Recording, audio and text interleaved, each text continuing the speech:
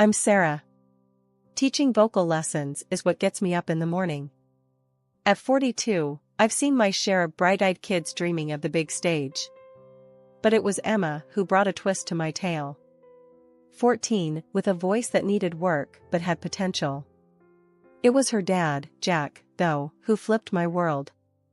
"Miss Sarah, my dad's here to pick me up," Emma announced one day, her voice cutting through my thoughts like a sharp knife. I glanced up, expecting the usual parent. But there stood Jack. Not what I expected. Tall, with a look of someone who's seen stuff but kept standing. "Hi, I'm Jack. Emma's been going on about her lessons. You must be Sarah." His voice was straightforward, no frills. I liked that. "Yeah, that's me. Emma's got talent. Just needs a bit more push," I said, offering my hand. His handshake was firm, honest. "Appreciate you helping her out. I'm clueless about this stuff." Her mom was the singer. I caught the past tense.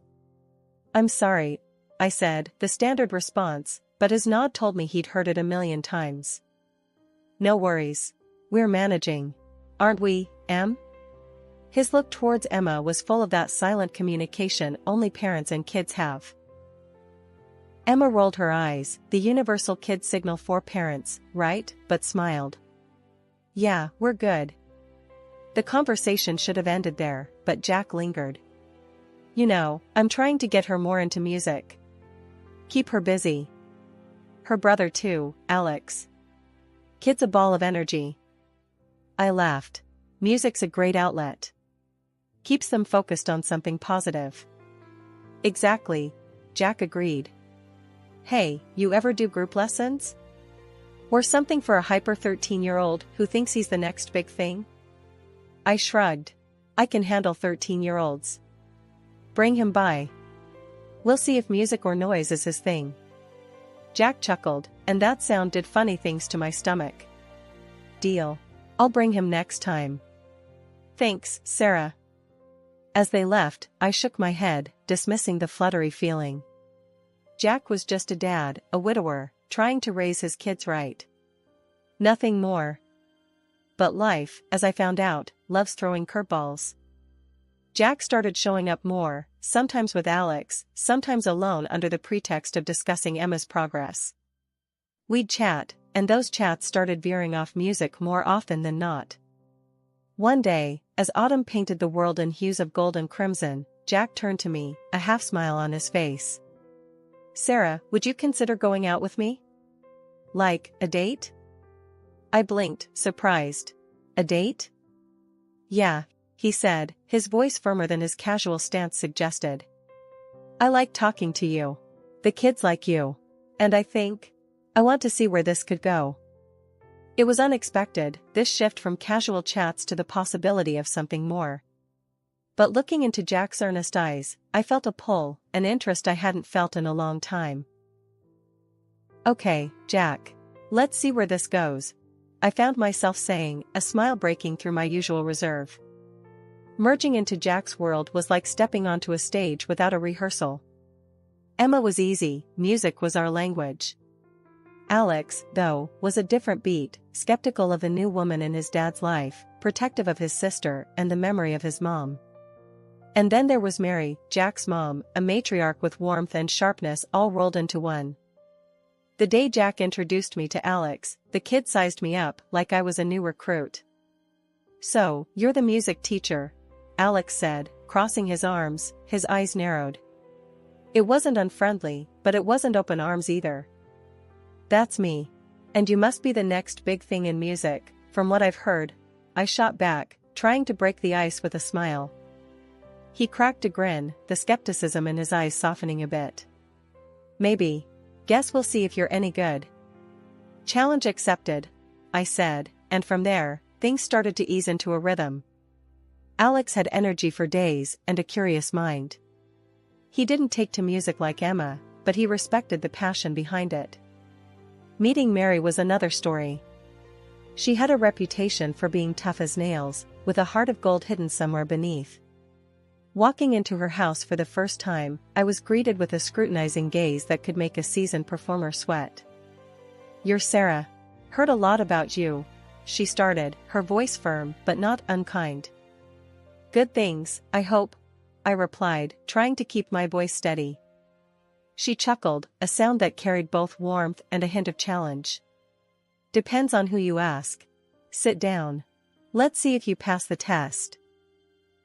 The afternoon unfolded with conversations that swung from blunt to deeply personal. Mary didn't hold back, asking about my intentions with her son, my thoughts on family, and my ambitions. It was like a verbal sparring match, but beneath her tough exterior, I saw glimpses of the love she had for her family. "Jack's been through a lot. The kids, too. They need stability, not just another person passing through," Mary said, locking eyes with me. "I'm not here for a temporary gig, Mary. I care about them. About Jack. I'm in this," I responded, my voice carrying a conviction I felt deep in my bones. She studied me for a moment longer, then nodded, as if I'd passed some unspoken test. "Good. They could use someone like you. Just remember, kids and Jack come first. Always." "Always," I echoed, understanding the weight of her words. As months turned into a year, my bond with Jack's family deepened. Emma and Alex, each in their own way, started to let me in. We had our moments, disagreements, misunderstandings, the usual family dynamics, but underneath it all was a growing sense of belonging. Jack's proposal came on a quiet evening, after a day filled with laughter and music. It was simple, no grand gestures, just him and me, and a question that promised a new chapter. "Sarah, I've seen you with the kids, with my mom, with me. You've become a part of us, a part we didn't even know was missing. Marry me? Let's make this official." I looked at him, at the man who had become my unexpected harmony, and without a moment's hesitation, I said, "Yes." The wedding was small, an intimate affair with those who mattered most. Mary, despite her tough exterior, shed a few tears, whispering, "Take care of them, Sarah. Your family now." And as I looked around at my new family, Jack, Emma, Alex, and Mary, I realized I wasn't just stepping into their lives, we were creating a new melody together. One that had its dissonances, but was ours, uniquely beautiful in its complexity. Life with Jack and the kids had settled into a sort of comfortable routine, filled with school runs, music lessons, and family dinners. But as life tends to do, it threw us a curveball that changed everything. Mary's health took a nosedive, leaving her paralyzed and in need of constant care. Jack decided the best thing was to move her into our home. It made sense, but I don't think any of us were truly prepared for the impact it would have. From the get-go, the weight of caring for Mary fell heavily on my shoulders. Jack was caught up with work, and the kids, well, they were still kids. I didn't mind at first, Mary was family, after all. But as time went on, the strain began to show. One particularly tough day, after a grueling session of trying to get Mary comfortable and dealing with a mountain of household chores, I sat down at the kitchen table, feeling utterly defeated. Mary had been particularly difficult, refusing to eat or take her medication, and Jack had been no help, locked away in his office. I was so lost in my thoughts that I didn't hear Jack come in. He stood there, watching me, an unreadable expression on his face. "Sarah, we need to talk," he said, his voice void of the warmth it once held. I braced myself, knowing this conversation wouldn't be good. "What's up?" "It's about my mom. And you. You seem off lately. Not handling things as well as you used to." I stared at him, incredulous. "Off? Jack, I'm doing everything I can. I'm tired. I'm stressed. I'm trying to be there for your mom, for the kids, for you. And it's never enough." He took a step back, as if my words were physical blows. "I know you're trying, but it's not just about effort, Sarah. It's about results. And right now, we're not seeing them." His words were like a slap in the face. Results. As if I was just another employee failing to meet my targets, not his wife, struggling to keep our family together. Years rolled by, each one more challenging than the last. Mary's condition didn't improve, and my relationship with Jack and the kids, especially as they grew into adults, became more strained. The once vibrant connection I shared with Emma and Alex, built on music and mutual respect, faded into polite indifference. Then Mary passed away. It was a difficult time for all of us, a period marked by grief and reflection. I thought, naively, that maybe this would bring us closer, that shared sorrow would mend the cracks in our family. But I was wrong. After the funeral, things took a turn for the worse. Jack's demeanor changed overnight. The man who once looked at me with love and gratitude now regarded me with disdain. "You're just not the same anymore, Sarah," Jack snapped one evening, his words laced with a bitterness that caught me off guard. "You've let yourself go. You're old, you're ugly. I'm tired of you." I stood there, shocked. His harsh words felt like a physical blow, leaving me speechless and hurt. "Jack, how can you say that? After everything?" I started, but he cut me off. "Everything? You mean taking care of my kids and my mother? That was your job, Sarah. I tolerated you because you did the chores, nothing more." His words were like a knife, twisting deeper with each syllable. And the kids, now adults, weren't any better. Emma, once my closest ally, turned cold. "You really have no one but us, and you're pushing even us away. You're just a lonely, useless woman," she said, her voice void of the warmth it once held. Alex was no kinder, seizing every opportunity to belittle me. "You should be grateful we even let you stay here," he sneered whenever he passed me in the hall. I couldn't believe these were the same people I had loved and cared for, had considered my family. The transformation was stark, their contempt for me a constant reminder of how much had changed. It wasn't just the emotional toll, my body began to betray me too. My legs, once strong and sure, now ached with a pain that made every step a chore. The doctor's words were clinical, detached, but they hit hard. "It's chronic," he said, scribbling something on his pad. "You'll need to manage it, adjust your activities." Adjust my activities. As if my life wasn't already a series of adjustments, concessions to a family that saw me as nothing more than a burden. One day, as I struggled to stand after a long bout of cleaning, Jack walked in, his eyes scanning the room, always looking for something to criticize. "What's wrong with you now?" he asked, his voice dripping with impatience. I tried to steady myself, to push past the pain. "My legs," I started. "They've been really bad today," the doctor said. He cut me off with a wave of his hand, a dismissive gesture that felt like a slap. "Always something with you, isn't it? Can't even rely on you to do the basic chores around here without making a big deal out of it." Teaching at the private school, my passion and my escape, became impossible. Jack's reaction to my diagnosis was as cold as ice. "So, what? You're just going to sit around all day now? Great, another mouth to feed without any use," he sneered the day I told him about my condition, his words cutting deeper than the sharp pain in my legs. I wanted to scream, to tell him how much he was hurting me, but I knew it would only make things worse.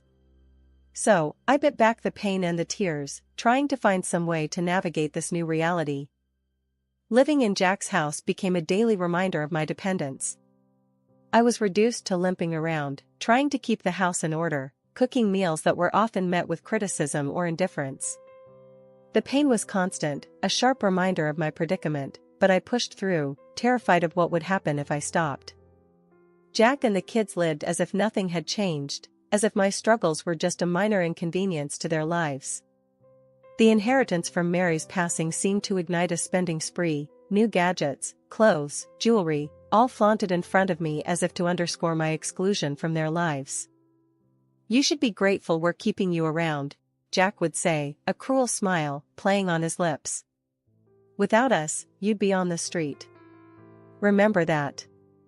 Emma and Alex took their cues from their father, treating me more like an unwanted servant than a stepmother.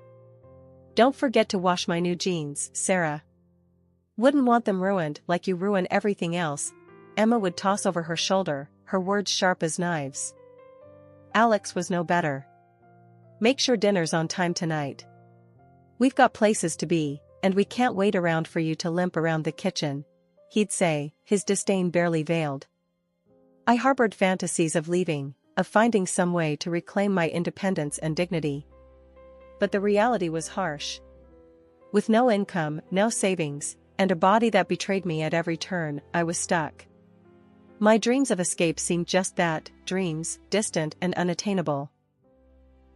In the midst of my lowest point, feeling trapped and useless, I stumbled upon something that sparked a flicker of hope in me. It was during one of those long, sleepless nights, scrolling aimlessly through the internet on my old, barely functioning laptop. I found a forum for vocal teachers giving online lessons. The idea struck me like a lightning bolt. The next day, with the house empty and my heart pounding with a mix of excitement and fear, I set up a makeshift studio in the corner of my room. I wasn't sure if anyone would be interested, but I had to try. I recorded a simple introduction video, my voice shaky but determined, and posted it online. To my astonishment, inquiries started coming in. People were interested in learning from me, despite my physical limitations. For the first time in what felt like forever, I felt valued for my skills and knowledge. Jack and the kids noticed the change in me, but didn't know the cause. "What's got into you?" Jack asked one evening, his tone suspicious as he caught me humming while preparing dinner. "Just feeling a bit better today," I replied, keeping my eyes on the task at hand, hiding the fear that he would disapprove or, worse, try to stop me. He snorted, dismissing my response. "Well, don't get too happy. You've still got your duties around here." I nodded, my heart sinking, but I didn't let his words deter me. The hours I spent teaching online became my sanctuary, a place where I could be myself, share my love for music, and forget, even if just for a little while, the pain and humiliation I endured daily. I invested the little money I made from teaching into better equipment, slowly but surely building my online presence. The physical pain was still there, a constant reminder of my limitations, but when I was teaching, it receded into the background, overshadowed by the joy of connecting with my students. As the months went by, I took a moment to look at the numbers, something I had been avoiding, afraid to jinx it. But there it was, clear as day on my screen. I was making money.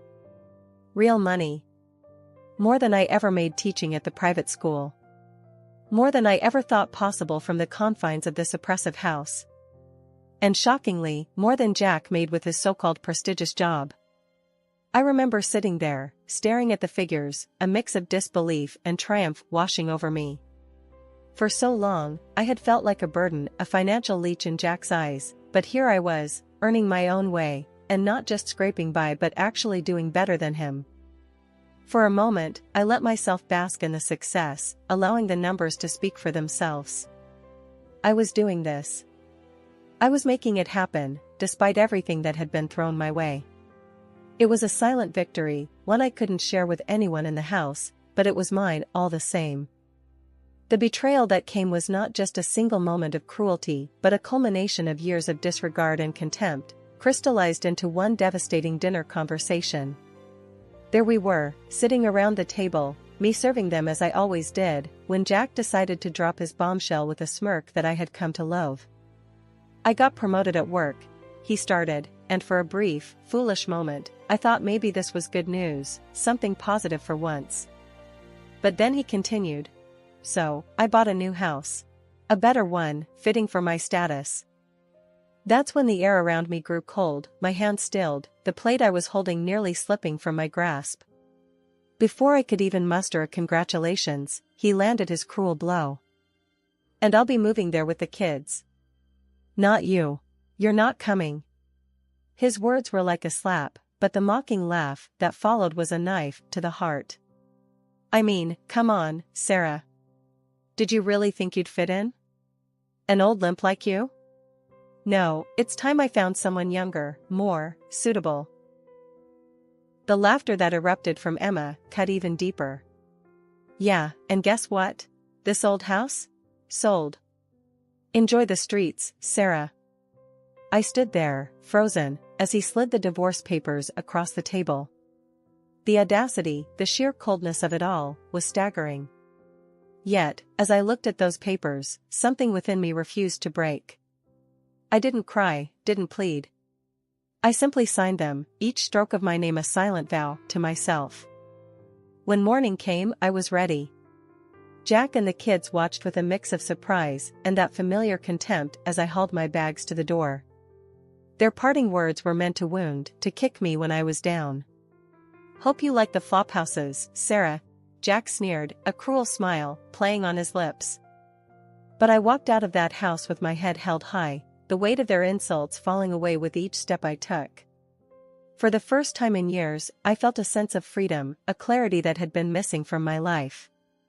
Settling into my new rented apartment was like breathing fresh air for the first time in years. It was my space, my sanctuary, where I could dive into my online vocal teaching without looking over my shoulder. Hearing from friends, I found out Jack had moved into that fancy new house with the kids. True to form, instead of being smart with the money from the old house, they blew it on all sorts of nonsense. Typical. That's when I decided to play my hand. Over the years, I'd saved voicemails and recorded moments of their verbal lashings, a dark library of the abuse I suffered. Without a second thought, I sent them off to Jack's boss. It felt like releasing doves into a storm, but these birds carried grenades. The call I got from Jack after was music to my ears, but not the kind I usually taught. "Sarah, what have you done?" he screamed into the phone, his voice a mix of rage and panic. "They're demoting me, cutting my salary. How could you?" In the background, I could hear Emma and Alex, their voices shrill, hurling insults my way. But their words felt distant, inconsequential. "Oh, Jack," I said, a laugh bubbling up. "Looks like you're the one who might end up without a roof over your head. Meanwhile, I'm here, thinking about buying my own place. How the tables have turned." The silence that followed was sweet, filled with their disbelief and shock. Then Jack, ever the beggar now, started his plea. "Sarah, please, you have to help us. We could lose the house. The kids, think about the kids. We'll take you back, I swear. We'll do anything." Hearing them grovel, offering to take me back as if they were doing me a favor, was the cherry on top. Take me back? To be your maid again? No, thanks. I've got better things to do. Hanging up the phone, I felt a weight lift off my shoulders, a final closure to a chapter of my life that had brought me nothing but pain. They were desperate, flailing in the mess they'd made, and for once, I wasn't there to clean it up. Through the grapevine, friends let slip that Jack, along with Emma and Alex, had been evicted. Couldn't keep up with the mortgage, they said. Now, they were crammed into some small apartment, the kids juggling jobs to make ends meet. The twist of fate wasn't lost on me. After everything they put me through, there was a bitter taste of justice in the air. Can you believe it? I mused aloud during a call with one of my closest friends from the teaching community, Lena. Jack and the kids, scrambling to keep a roof over their heads. After all that talk about me ending up in a flop house. Lena's laugh crackled through the phone. "Karma's a real kicker, ain't it? You, on the other hand, are living proof that what goes around comes around. You're doing amazing, Sarah." Then came the opportunity of a lifetime. A well-known music school reached out, having heard of my teaching success. They offered me a position, not just as a teacher, but as a coordinator for their online program. It was more than a job, it was recognition, a chance to influence and inspire on a scale I had never imagined. As I sat down to sign the contract, a wave of gratitude washed over me. To think, not so long ago, I was convinced my life had crumbled beyond repair. And now, here I was, signing a contract that was not just a job offer, but a symbol of my journey from darkness into light. The celebration that night was simple, just me and a few close friends I had made along the way, including Lena, who had quickly become a pillar of support and friendship. As we raised our glasses in a toast, Lena leaned over and whispered, "You're an inspiration, Sarah. You've turned your life into a symphony of success." Her words struck a chord, and I found myself overwhelmed with emotion. Thank you, Lena. It's been quite the journey. But you know what? I wouldn't change a thing. The hardships, the pain, it all led me here, to this moment, to a life I can be proud of. As the night wore on, filled with music and laughter, I realized that this was more than just a new chapter, it was a whole new book, a story of triumph over adversity, of finding harmony in the chaos.